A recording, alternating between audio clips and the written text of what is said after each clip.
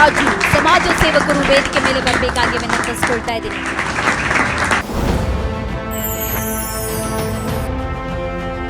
Doctor RS Raju ಸಮಾಜ ಸೇವಕರಾಗಿ ಗುರುತಿಸಿಕೊಂಡಿರೋ ಇವರು ಬೆಂಗಳೂರು ಗ್ರಾಮಾಂತರ ಜಿಲ್ಲೆ ಚನ್ನಪಟ್ಟಣ ತಾಲೂಕಿನ ರಾಂಪುರ ಗ್ರಾಮದ RK ಶ್ರೀನಿವಾಸ್ ಮತ್ತು ಪುಟ್ಟಲಿಂಗಮ್ಮ ದಂಪತಿಯ ಸುಪುತ್ರ. ಪ್ರೌಢಶಾಲೆಯಲ್ಲಿದ್ದಾಗಲೇ RSSಗೆ ಸೇರ್ಪಡೆಯಾದ ಬಿಜೆಪಿ ಯುವ ಮೋರ್ಚಾ ಯುವ ಪ್ರಧಾನ ಕಾರ್ಯದರ್ಶಿ, ರಾಜ್ಯ ಯುವ ಮೋರ್ಚಾ ಕಾರ್ಯದರ್ಶಿ, ಸ್ಲಂ ಮೋರ್ಚಾ ರಾಜ್ಯ ಕಾರ್ಯದರ್ಶಿ, ಭಾರತ ಸರ್ಕಾರದಿಂದ ಟೆಲಿಕಾಂ ಸಲಹಾ ಸಮಿತಿ ಸದಸ್ಯ, ತೋಟಗಾರಿಕೆ ವಿಶೇಷ ವಲಯ ರಾಷ್ಟ್ರೀಯ ಉಪಾಧ್ಯಕ್ಷ, ಹೀಗೆ ಹಲವು ಹುದ್ದೆಗಳಲ್ಲಿ ಸೇವೆ ಸಲ್ಲಿಸಿದ್ದಾರೆ. ದೇವಾಲಯಗಳ ನವೀಕರಣ, ವಿದ್ಯಾರ್ಥಿಗಳಿಗೆ ಆರ್ಥಿಕ ಸಹಾಯ ಮತ್ತು ಉದ್ಯೋಗ ಕಾರ್ಯಾಗಾರಗಳು, ಬಡವರಿಗೆ ಉಚಿತ ವಿವಾಹ, ಅಂಗವಿಕಲರಿಗೆ ಮಾಸಿಕ ಆರ್ಥಿಕ ಸಹಾಯ ನೀಡಿ ಕೊಡುಗೈ ದಾನಿ ಎನಿಸಿಕೊಂಡಿದ್ದಾರೆ. ಇವರಿಗೆ ಜಿ ಕನ್ನಡ ನ್ಯೂಸ್ ಯುವರತ್ನ ಅವಾರ್ಡ್ ನೀಡೋಕೆ ನಾವು ಹೆಮ್ಮೆ ಪಡುತ್ತೇವೆ.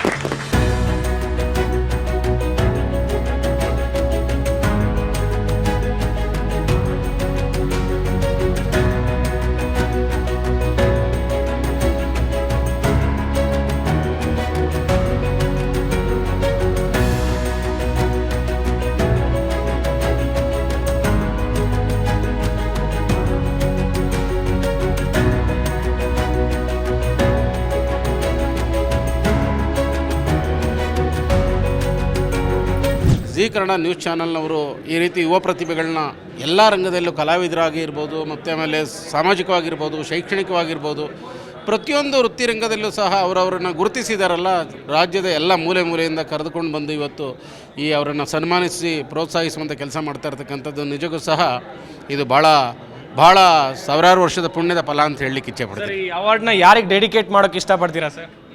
ಕರ್ನಾಟಕ ರಾಜ್ಯದ ಜನತೆಗೆ ಈ ಅವಾರ್ಡನ್ನು ನಾನು ಡೆಡಿಕೇಟ್ ಮಾಡಲಿಕ್ಕೆ ಪ್ರಯತ್ನ ಪಡ್ತೀನಿ. ಯಾಕೆ ಅಂತಂದರೆ ಇವತ್ತೆಲ್ಲ ನಮ್ಮನ್ನು ಉಳಿಸಿ ಬೆಳೆಸಿರ್ಬೇಕಾದ್ರೆ ಕರ್ನಾಟಕ ರಾಜ್ಯದ ನಮ್ಮ ಸ್ನೇಹಿತರಿರ್ಬೋದು, ಬಂಧುವರ್ಗದವರು ಇರ್ಬೋದು, ಮತ್ತು ಹಿತೈಷಿಗಳಿರ್ಬೋದು, ಲಕ್ಷಾಂತರ ಅಭಿಮಾನಿಗಳು ಸಹ ನಾವು ಸನಾತನ ಧರ್ಮ ಜಾಗರಣ ಮಂಚಲ್ಲಿ ನಾವು ಅಭಿಮಾನಿಗಳನ್ನ ಪಡೆದಿದ್ದೇವೆ. ಹಾಗಾಗಿ ಇದೆಲ್ಲವೂ ಸಹ ನಾನು ಮಾಡಿದೆ, ನನ್ನಿಂದ ನಾನು ಅಂತಂದರೆ ತಪ್ಪಾಗ್ತದೆ. ಇವೆಲ್ಲವೂ ಸಹ ಏನು ಸಾಮಾಜಿಕವಾಗಿ ನಾವು ಬೆಳಿಬೇಕಾದ್ರೆ ಇವತ್ತು ಕರ್ನಾಟಕದ ಜನ ನಮಗೆ ಉತ್ತೇಜನ ಕೊಟ್ಟು ಪ್ರೋತ್ಸಾಹಿಸೋದ್ರಿಂದ ಈ ಮಟ್ಟಕ್ಕೆ ನಾವು ಬಂದಿದ್ದೇವೆ. ಅದಕ್ಕೆ ಇದನ್ನು ಕರ್ನಾಟಕದ ಜನತೆಗೆ ಇದನ್ನು ಡೆಡಿಕೇಟ್ ಮಾಡಲಿಕ್ಕೆ ಇಷ್ಟಪಡ್ತೀನಿ. Thank you so much sir. Zee Kannada news ಜೊತೆಗೆ ಮಾತನಾಡಿದ್ದಕ್ಕಾಗಿ ಮತ್ತೊಮ್ಮೆ ಅಭಿನಂದನೆಗಳು. ಧನ್ಯವಾದಗಳು ಸರ್. Thank you.